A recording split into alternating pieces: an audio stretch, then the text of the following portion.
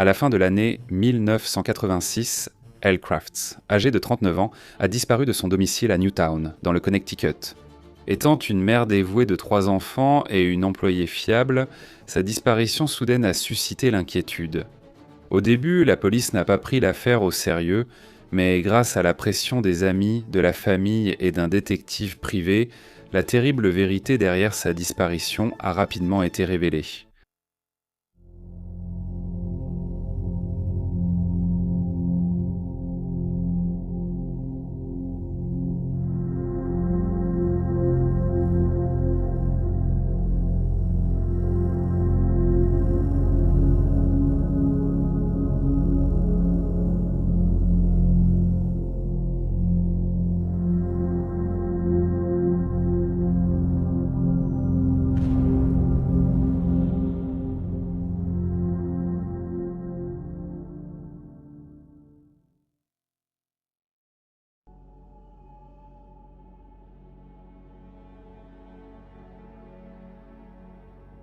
Le 1er décembre 1986, la police de Newtown, dans le Connecticut, a reçu un appel inquiet d'un détective privé nommé Keith Mayo. Keith travaillait pour Elle Crafts, une hôtesse de l'air d'origine danoise âgée de 39 ans qui entamait une procédure de divorce avec son mari. Elle Crafts était mariée à Richard Crafts, âgé de 49 ans depuis plus de 10 ans. Ils avaient 3 enfants ensemble et menaient une vie confortable. Richard Crafts gagnant plus de 120 000 $ par an en tant que pilote de ligne. Cependant, dans les mois précédant la disparition de Elle, la relation du couple avait commencé à se détériorer après que la femme de 39 ans ait commencé à soupçonner que son mari avait une liaison. Elle avait récemment découvert une série de frais d'appel téléphonique longue distance, et lorsqu'elle a confronté Richard Crafts à ce sujet, il s'est mis en colère. Elle a ensuite rencontré un avocat spécialisé en divorce et a engagé Keith Mayo pour trouver des preuves de l'infidélité de son mari. Keith, de son côté, a trouvé les preuves qu'elle avait demandées. Après avoir passé du temps à surveiller Crafts, il a réussi à prendre des photos du quadragénaire embrassant une autre hôtesse de l'air devant sa résidence du New Jersey. Lorsque Keith a contacté la police, il leur a dit qu'il n'avait pas eu de nouvelles de Elle depuis des semaines et qu'il craignait que son mari ne lui ait fait du mal. Il a insisté pour que la police enquête immédiatement sur la disparition, leur disant que la femme de 39 ans avait été vue pour la dernière fois le 18 novembre lorsque ses amis l'avaient déposée chez elle après une longue période de travail au cours de laquelle elle avait pris un vol pour Francfort, en Allemagne. Personne n'a jamais revu ni entendu parler de Elle Crafts. Elle devait se rendre chez sa belle-sœur le 19 novembre dans la ville voisine de Westport, mais elle n'est jamais arrivée. Sa voiture avait été retrouvée plus tard sur le parking des employés de la compagnie Pan Am à l'aéroport Kennedy. Il semble que la raison pour laquelle les autres amis de Elle n'ont pas immédiatement signalé sa disparition est que Crafts a donné différentes versions pour expliquer où elle se trouvait. Il a dit à la jeune fille, au père de la famille, le 21 novembre, soit seulement 2 jours après sa disparition, qu'elle était au Danemark parce que sa mère était malade. Elle a dit à une autre amie de Elle qu'elle était en voyage en Allemagne. Parfois, il disait simplement qu'il ne savait pas où elle était. Mais à mesure que les jours se transformaient en semaines et que Elle restait sans donner de nouvelles, ses amis ont commencé à s'inquiéter. Ils savaient que Crafts avait un tempérament volatile et rapporterait plus tard que Elle les avait déjà prévenus. Si quelque chose m'arrive, ne pensez pas que c'est un accident. Le 29 novembre, une amie de Elle, nommée Lena Johansson, a obtenu le numéro de téléphone de sa mère au Danemark et a découvert qu'elle allait parfaitement bien et qu'elle n'avait pas été en contact avec Elle. Elle a expliqué qu'elle ne s'attendait pas à voir sa fille avant avril 1987. Elle n'avait aucune idée que sa fille avait disparu. Malgré tout cela, la police n'était pas initialement très méfiante envers Crafts et elle n'était pas non plus particulièrement préoccupée par la disparition soudaine de Elle. La police locale de Newtown connaissait déjà Crafts, âgé de 49 ans puisqu'il était auxiliaire de police depuis 1982 et entretenait de bonnes relations avec la plupart des agents. Il avait la réputation d'être un homme pointilleux sur les règles, qui prenait ses responsabilités très au sérieux, peu importe à quel point elles étaient en limitées, et ce, malgré le fait qu'il n'occupait pas un poste rémunéré. Certains agents ont toutefois remarqué qu'il traînait souvent au commissariat alors qu'il n'était pas en service et qu'il répondait parfois à des appels sans autorisation. Lorsque la police a approché Crafts le 2 décembre, il est resté très impassible et calme face à la disparition de sa femme. Il leur a dit qu'elle était rentrée à la maison le 18 et qu'à ce moment-là, elle était heureuse et ne montrait aucun signe de changement ou de contrariété. Le lendemain matin, le couple s'est réveillé et elle avait prévu de rendre visite à la sœur de Crafts, car nous n'avions pas d'électricité à cause de la tempête. Cependant, elle n'est pas arrivée. Il a ajouté « Je n'ai pas vu ni eu de nouvelles de ma femme depuis le mercredi 19 novembre 1986. » On ne sait pas pourquoi il ne l'a pas signalée disparue, mais les enquêteurs de l'époque ne semblaient pas particulièrement préoccupés par cet aspect suspect de l'affaire.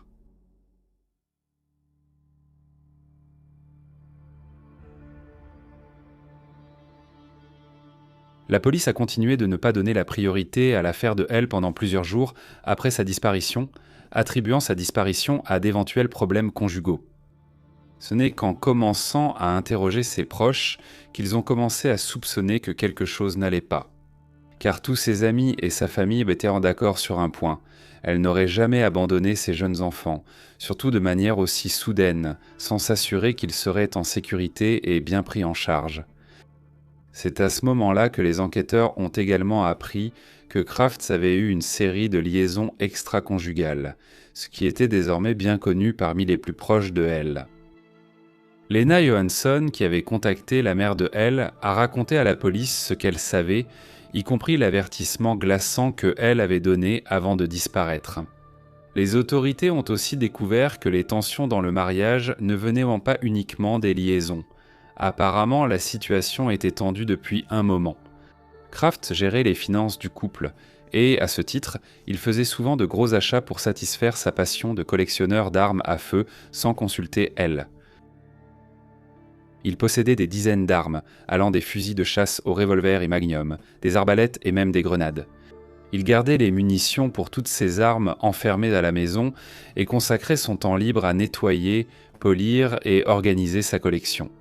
Il assistait régulièrement à des salons d'armes pour préparer son prochain achat et obligeait souvent Elle à couvrir les dépenses de la maison avec son salaire, ne lui laissant rien de plus à dépenser pour elle-même. Crafts avait également tendance à acheter du matériel de jardinage dont il ne se servait presque jamais.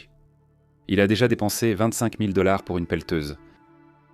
Les voisins ont signalé que leur jardin était une horreur à cause de la collection de machines qui ne semblaient jamais bouger, et ils ont remarqué que la maison était presque toujours en travaux.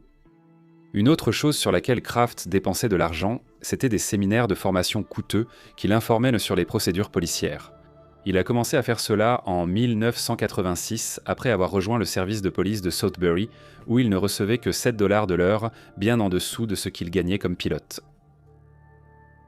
Certains journalistes décriraient plus tard cet homme de 49 ans comme accomplissant ses fonctions de policier avec une ferveur étrange. Et ils ont noté qu'il avait acheté une Ford Crown Victoria de 1985, le même type de voiture utilisée par la police de l'État du Connecticut, utilisant son propre argent pour l'équiper d'appareils policiers comme une radio, des gyrophares et une sirène. En plus de cela, la propension de Crafts à la violence était évidente dès le début du mariage.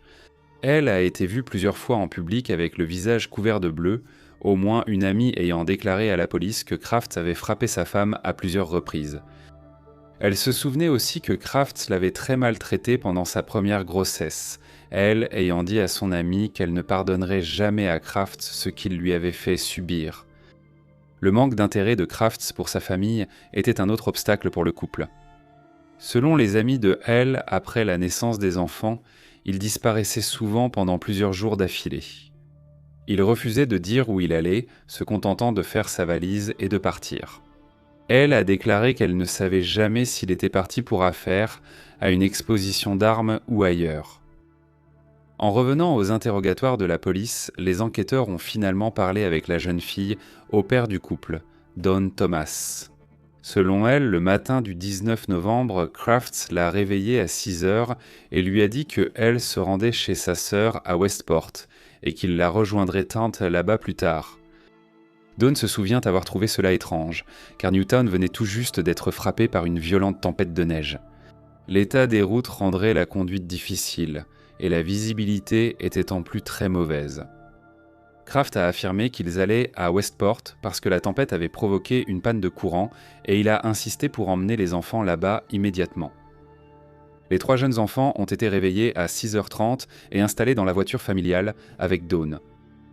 Kraft a conduit les 4 chez sa sœur, les a déposés et est reparti presque immédiatement après. À la grande surprise de Dawn, cependant, elle n'était pas à la maison. Elle et les enfants n'ont été récupérés qu'à 19h, et à ce moment-là, Ellie était toujours introuvable. Dawn se souvient avoir demandé à Crafts plus tard dans la soirée où était sa femme. Il lui a répondu « Je ne sais pas ». Lorsqu'elle a reposé la question le lendemain matin, il a expliqué qu'elle était au Danemark parce que sa mère était malade. Dawn a dit aux enquêteurs que c'est à cette période qu'elle a remarqué que des sections de la moquette dans la chambre principale avaient été découpées. Et quand elle l'a fait remarquer à Crafts, il a expliqué qu'il avait renversé du kérosène et qu'il remplacerait la moquette quand il le pourrait. Cela a finalement amené les enquêteurs à se méfier de Crafts. Il a passé un test au détecteur de mensonges début décembre, qu'il a réussi, convainquant certaines autorités qu'il n'en savait pas plus sur la disparition de sa femme. Cependant, certains détectives restaient sceptiques quant à son histoire, et beaucoup d'entre eux étaient intrigués par le fait qu'il avait accepté un poste de policier mal payé alors qu'il gagnait plus de 100 000 $ par an en tant que pilote de ligne. Il y avait aussi le fait que les amis de Elle n'avaient entendu et vu que des choses négatives à propos de Crafts. Beaucoup de ses amis exprimaient clairement leur mépris pour Crafts et faisaient en part de leurs soupçons à la police. Ils s'assuraient d'appeler constamment le commissariat pour avoir des nouvelles sur son affaire, aidant ainsi à mettre la pression sur les enquêteurs pour obtenir des réponses.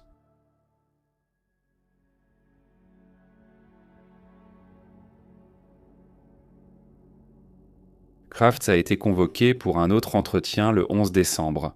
Pendant l'interrogatoire, on lui a demandé s'il savait ou non qu'Ellie avait engagé un détective privé. Il a répondu non. Interrogé sur la découverte du détective privé concernant sa liaison avec une autre hôtesse de l'air, il a aussi nié être au courant.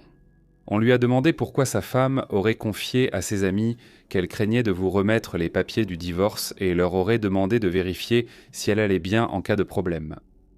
Ce à quoi il aurait répondu « Je ne peux pas imaginer qu'elle ait dit cela. Ce n'est absolument pas dans son caractère de dire une telle chose. » Lorsqu'on l'a interrogé au sujet de la moquette dans sa chambre principale, Crafts a affirmé qu'il comptait remplacer toute la moquette de la maison. Il a dit aux enquêteurs avoir jeté les morceaux découpés dans une décharge en ville et, interrogé sur les versions contradictoires concernant l'emplacement de sa femme, a précisé qu'il ne voulait pas admettre ignorer où elle était. Bien que Crafts ait répondu à toutes les questions qui lui étaient posées, les enquêteurs ont noté qu'il semblait quelque peu prudent et réservé. Ils ont également observé que, même s'il ne mentait pas, ils pensaient qu'il ne disait que des demi-vérités. Ils ont également pensé qu'il semblait plutôt distant et détaché, étant donné que sa femme, la mère de ses 3 enfants, était portée disparue depuis environ 3 semaines. Crafts a ensuite été relâché après avoir donné une autre déclaration qui tenait sur une seule page d'informations inutiles, qui reprenait principalement ce que les autorités savaient déjà.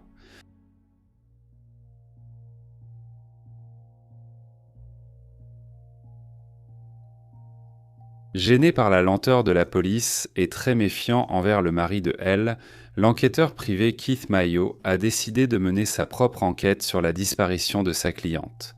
Lorsqu'il a appris que Crafts avait admis avoir jeté les morceaux découpés de moquette dans une décharge de la ville, il a décidé de recruter l'aide d'une équipe locale de ramassage des ordures et a déterminé que ces déchets étaient probablement allés à la décharge de Canterbury, à environ 2 heures à l'est de Newtown.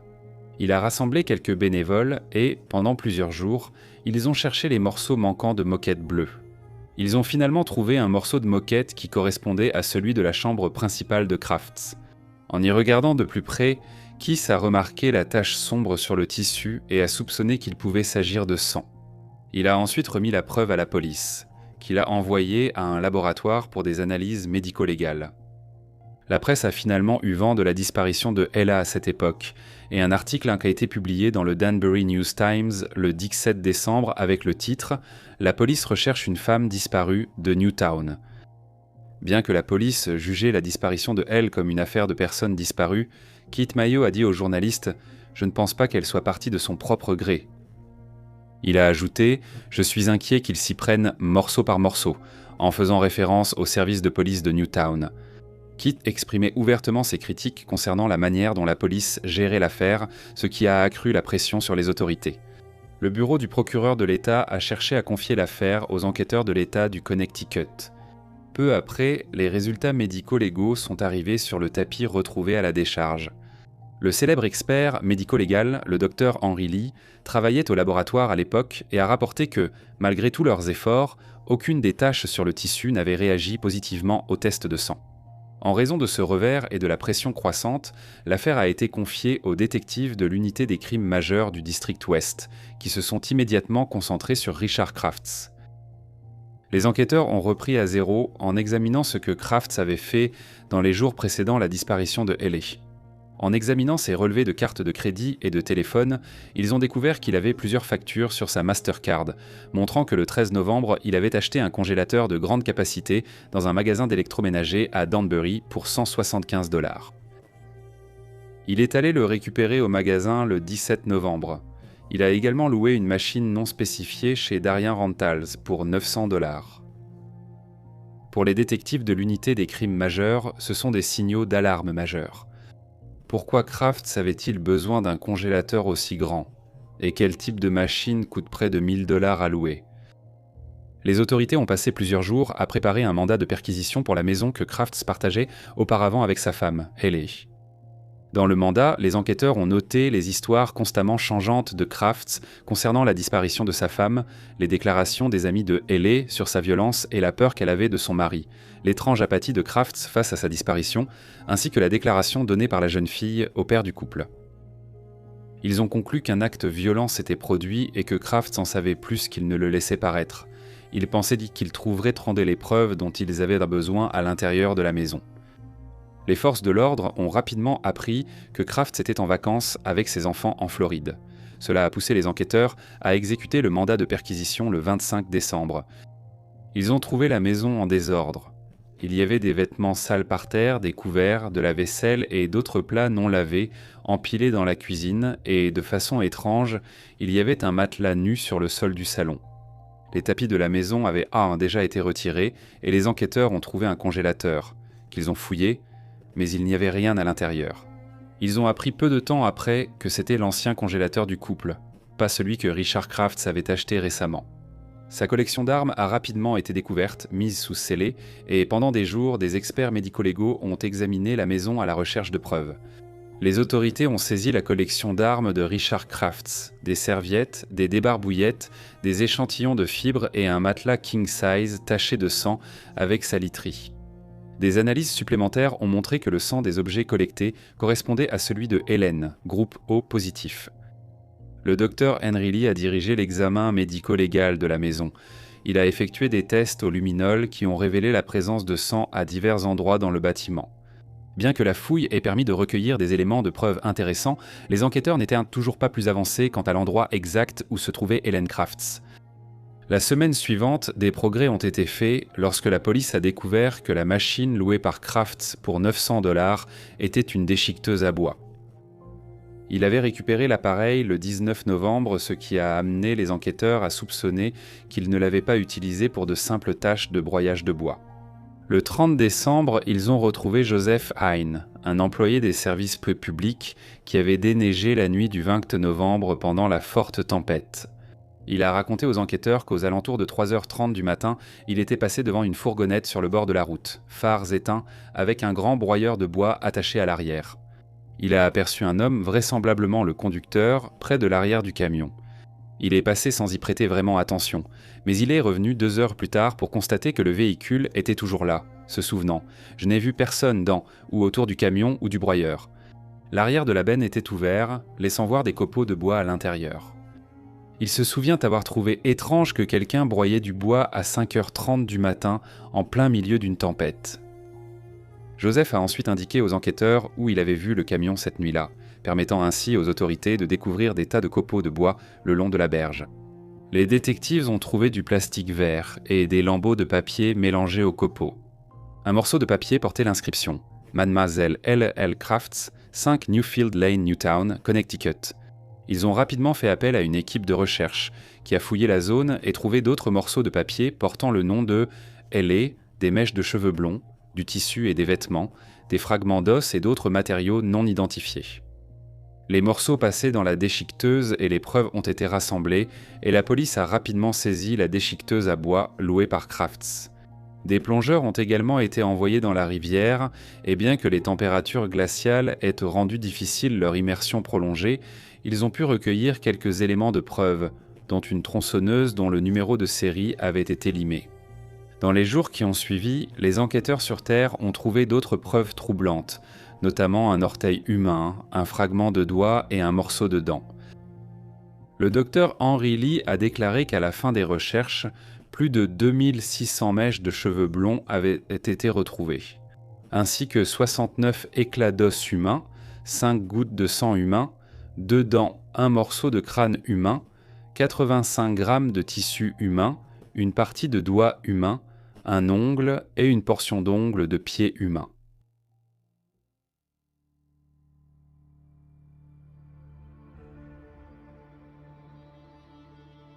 Un mandat d'arrêt contre Richard Crafts a été émis le 11 janvier 1987.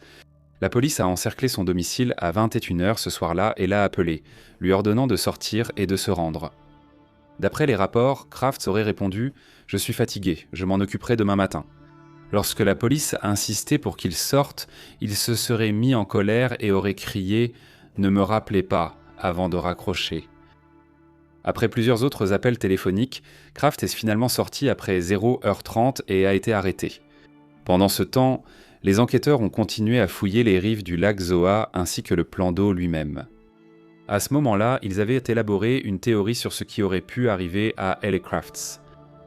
Ils pensaient qu'elle avait été frappée à mort dans la chambre principale pendant les premières heures du 19 novembre, là où du sang avait été découvert lors de leur fouille, et que Crafts avait transporté son corps au sous-sol, où il l'avait entreposé dans le congélateur récemment acheté. Il a ensuite réveillé Dawn et a emmené elle et les enfants à Westport avant de rentrer chez lui par la suite. Au cours de la journée, les enquêteurs ont suggéré qu'il avait emmené le corps, désormais congelé de L.A., sur un terrain rural qu'il possédait, où il s'était servi d'une épée pour le découper en morceaux plus petits avant de les remettre dans le congélateur. Au milieu de la nuit, il a ensuite passé les morceaux dans la déchiqueteuse à bois. En raison du mode de dissimulation, l'affaire de Ella deviendra plus tard connue sous le nom de l'affaire du meurtre à la déchiqueteuse. En raison de l'énorme couverture médiatique qu'avait suscité l'affaire, le procès de Richard a été déplacé à New London, dans le Connecticut.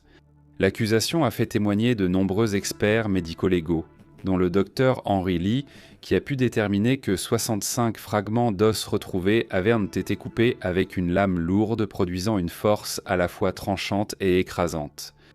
Il a pu déterminer que toutes les pièces avaient été découpées par la même machine.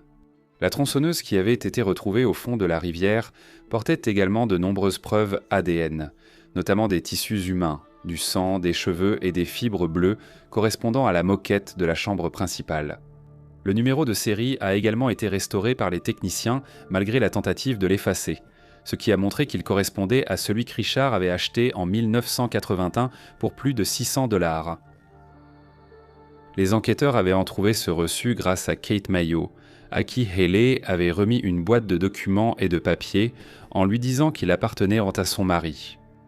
Malheureusement, un procès nul a été déclaré après 53 jours de procès en raison d'un juré masculin qui voulait plaider pour un verdict de non-culpabilité.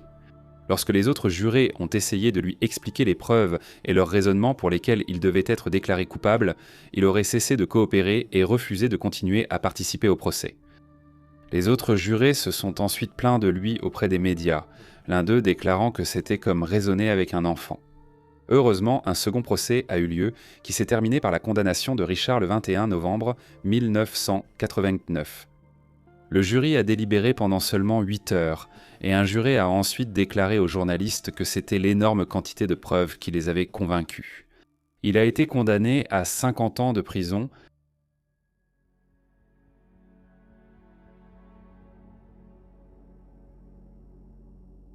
En 2009, Richard Crafts avait 71 ans et purgeait toujours sa peine.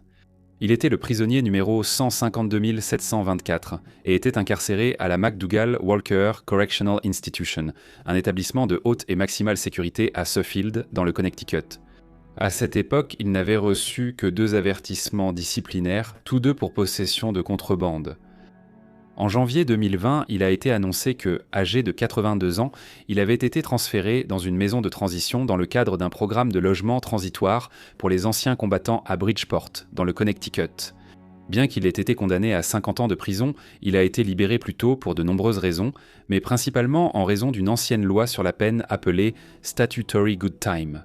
Cette loi, qui a depuis été modifiée, permettait de retrancher une grande partie de la peine d'un prisonnier en récompense de sa bonne conduite et de son bon travail lors de ses emplois en prison. Si Crafts avait été condamné selon les lois plus récentes, il n'aurait bénéficié d'aucune réduction de peine et serait probablement encore en prison. Crafts a également été libéré plus tôt afin qu'il puisse intégrer un programme supervisé plutôt que d'être relâché directement dans la rue et dans la vie publique. Il a été classé comme présentant un faible risque pour la communauté. Avant sa libération, il purgeait sa peine dans un établissement à faible sécurité appelé l'Institution correctionnelle Willard Sibolski.